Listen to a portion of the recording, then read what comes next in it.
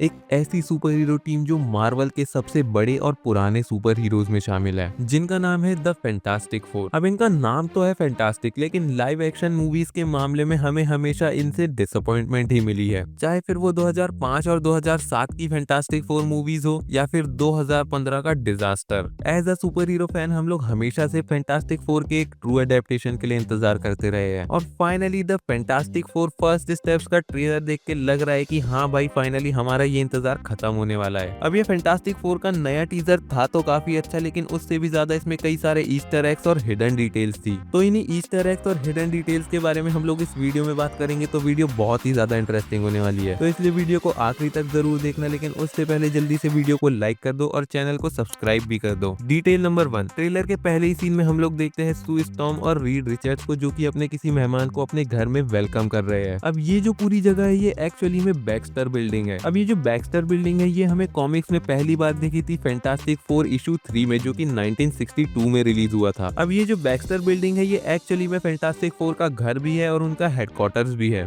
Similar to Avengers tower. Detail number 2, trailer के इस scene में हम लोग देखते हैं द थिंग और एक रोबोट हर्बी को। अब ये जो रोबोट हर्बी है ये इंटरेस्टिंगली पहले कॉमिक्स में एग्जिस्ट नहीं करता था। हम लोगों को ये पहली बार देखने को मिला था फैंटास्टिक फोर के एनिमेटेड टीवी शो में, जो कि 1978 में आता था। जिसके बाद हर्बी का पहला कॉमिक बुक अपीयरेंस हुआ 1979 की फैंटास्टिक फोर इशू 209 में। अब इस रोबोट को रीड ने क्रिएट किया था मास्टर जार के साथ मिलकर जेंडारियन टेक्नोलॉजी का यूज करके, और इस रोबोट को क्रिएट करने का पर्पस था ताकि ये हेल्प कर सके रीड और उसकी टीम को गैलेक्टस को फाइंड करने में। और गैलेक्टस तो इस मूवी का मेन विलन होने ही वाला है, तो हर्बी का इस मूवी में दिखना बहुत ज्यादा सेंस बनाता है। लेकिन पर्सनली मुझे लग रहा है कि यहाँ पर इस रोबोट की जो ओरिजिन है वो चेंज की जा सकती है। डिटेल नंबर 3, इसी सेम सीन में हम लोग देखते हैं कि जो हर्बी और द थिंग है वो दोनों मिलकर खाना बना रहे हैं। अब ये जो सीन है ये एक्चुअली में ईस्टर एग है द बेयर शो को लेकर। अब तुम लोगों को नहीं पता तो बता दूं कि द बेयर जो है वो एक्चुअली में बहुत ही पॉपुलर शो है, जो कि रेस्टोरेंट्स और कुकिंग के अराउंड ही बेस्ड है। और फैंटास्टिक फोर में जो एक्टर द थिंग का रोल प्ले कर रहे हैं एबॉन मॉस, वो हम लोगों को द बेयर में भी एक बहुत ही इंपॉर्टेंट रोल में देखने को मिलते हैं। तो ये पूरा खाना बनाने वाला सीन उन्हीं के लिए एक ईस्टर एग था। डिटेल नंबर 4, ट्रेलर में हम लोग कई जगहों पर वीडियो के एस्पेक्ट रेशो को चेंज होता हुआ देख सकते हैं, और यही सिमिलर चीज हम लोगों ने वांडाविजन में भी देखी थी। अब इस चीज के दो मेन रीजंस है। पहला तो ये कि इस मूवी के डायरेक्टर और वांडाविजन सीरीज के डायरेक्टर दोनों ही सेम है, दोनों ही प्रोजेक्ट को मैट शैकमैन ने ही डायरेक्ट किया है। और दूसरा और सबसे इम्पोर्टेंट रीजन ये है कि ये जो चेंज ऑफ एस्पेक्ट रेशो है ये हम लोगों को विंटेज वाइब देने के लिए है, क्योंकि पहले के जमाने में जो टीवीज हुआ करती थी उनका एस्पेक्ट रेशो यही हुआ करता था। और क्योंकि जो फैंटास्टिक फोर मूवी है वो भी 1960s और 70s के टाइम में ही बेस्ड होने वाली है। डिटेल नंबर 5, ट्रेलर के इस सीन में हम लोग रीड रिचर्ड्स को किसी इन्वेंशन या फिर एक्सपेरिमेंट पर काम करते हुए देख सकते हैं, लेकिन अगर हम लोग रीड के पीछे ब्लैक बोर्ड पर देखें तो यहाँ पर हम लोग कुछ वर्म होल जैसा डिजाइन देख सकते हैं। तो मोस्ट प्रोबेबली हो सकता है कि यहाँ पर रीड जो है वो इंटरडायमेंशनल ट्रेवल को फिगर आउट करने की कोशिश कर रहा है। और देखो इस चीज का बहुत ज्यादा सेंस भी बनता है, क्योंकि हमें ये पता है कि ये जो फैंटास्टिक फोर की मूवी है ये मेन एमसीयू की टाइमलाइन में बेस्ड नहीं है, बल्कि ये किसी ऑल्टरनेट टाइमलाइन की कहानी है। और मोस्ट प्रोबेबली मूवी के खत्म होते होते डॉक्टर डूम या फिर गैलेक्टस इनके यूनिवर्स को बर्बाद कर देगा, जिसके बाद इस फैंटास्टिक फोर की टीम को एमसीयू की मेन टाइमलाइन में आना पड़ेगा, और इसीलिए उन्हें जरूरत पड़ेगी इंटरडायमेंशनल और मल्टीवर्सल ट्रेवल की। डिटेल नंबर 6, तो यूट्यूब पर जब फैंटास्टिक फोर के ट्रेलर रिलीज का काउंटडाउन चल रहा था तो हम लोगों को वहां पर एक नाम बार बार देखने को मिल रहा था, फ्यूचर फाउंडेशन। तो आखिरकार ये फ्यूचर फाउंडेशन है क्या? तो फ्यूचर फाउंडेशन को कॉमिक्स में मिस्टर फैंटास्टिक यानी कि रीड ने ही क्रिएट किया है, और फ्यूचर फाउंडेशन हम लोगों को पहली बार कॉमिक्स में देखने को मिली थी 2010 के इशू फैंटास्टिक फोर 579 में। और रीड ने फ्यूचर फाउंडेशन को इसलिए क्रिएट किया था क्योंकि उसे रियलाइज हो गया था कि जो ट्रेडिशनल मेथड्स है वो इनफ नहीं है यूनिवर्स के बड़े बड़े और खतरनाक खतरों को समझने के लिए। अब कॉमिक्स में फ्यूचर फाउंडेशन को सिर्फ जीनियसेस, साइंटिस्ट और सुपर हीरोज ने ही नहीं ज्वाइन किया, बल्कि विलन्स ने भी ज्वाइन किया था। और एक पॉइंट पे जब कॉमिक्स में जॉनी स्टॉर्म की डेथ हो जाती है तब उसकी जगह फ्यूचर फाउंडेशन को ज्वाइन करता है स्पाइडरमैन, और इवन एक पॉइंट पे तो फ्यूचर फाउंडेशन को डॉक्टर डूम ने भी ज्वाइन किया है। तो डेफिनेटली जो फ्यूचर फाउंडेशन है वो फैंटास्टिक फोर मूवी में तो बहुत इंपॉर्टेंट रोल प्ले करने वाली है। अब उसमें हमें स्पाइडरमैन और डॉक्टर डूम दिखेंगे या नहीं ये तो हम लोगों को मूवी में ही पता चलेगा। डिटेल नंबर 7, टीजर के इस सीन में हम लोग एक स्पेसशिप को देख सकते हैं, और इस स्पेसशिप का नाम है मार्वल 1, और इसे खुद रीड ने ही डिजाइन किया हुआ है। और मूवी में इसी शिप पर हमारे फैंटास्टिक फोर किसी स्पेस मिशन पर जाएंगे, जहां पर उनके साथ कुछ हादसा होगा और उन्हें उनकी सुपर पावर्स मिलेगी। डिटेल नंबर 8, ट्रेलर के इस सीन में हम लोग टीवी पर बैन और रीड का एक इंटरव्यू देख सकते हैं, लेकिन डिटेल इनके इंटरव्यू में नहीं है बल्कि डिटेल लटकी हुई है टीवी के साइड में। यहाँ पर हम लोग टीवी पर एक कार्ड लटकता हुआ देख सकते हैं जिस पर लिखा हुआ है कापलान सेल स्पेशल। अब ये जो कापलान नाम है ये एक्चुअली में ईस्टर एग है मूवी के राइटर जेफ कापलान को लेकर।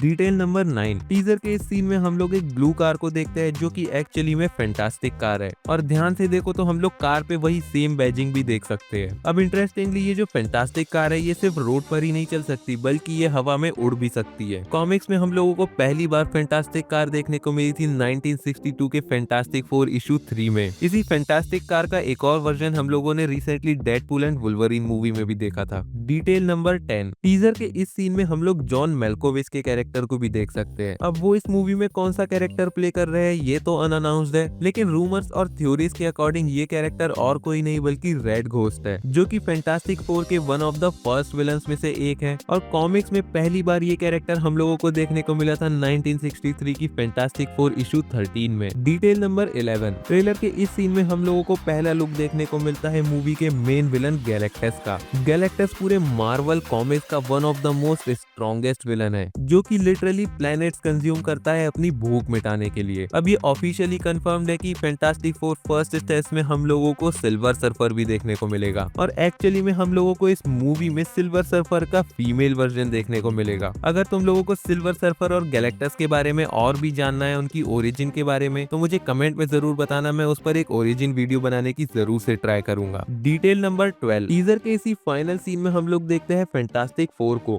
जो कि एक स्टेज पर खड़े हुए हैं, और ये स्टेज एग्जैक्टली सिमिलर है उस फेमस स्टेज से जिस पर 1964 में एड सलीवन शो में द बीटल्स ने अपना पहला परफॉर्मेंस दिया था। तो बस यार ये था ब्रेकडाउन फैंटास्टिक 4 फर्स्ट स्टेप्स के टीजर का। अब तुम्हें ये टीजर कैसा लगा और मेरा ब्रेकडाउन कैसा लगा मुझे कमेंट में जरूर बताना, या मैंने अगर कोई डिटेल मिस कर दी हो या फिर मैंने कोई इन्फॉर्मेशन गलत दी हो तो मुझे कमेंट में जरूर बता देना। और बस अब जाने से पहले वीडियो को लाइक कर दो और चैनल को भी सब्सक्राइब जरूर से कर देना।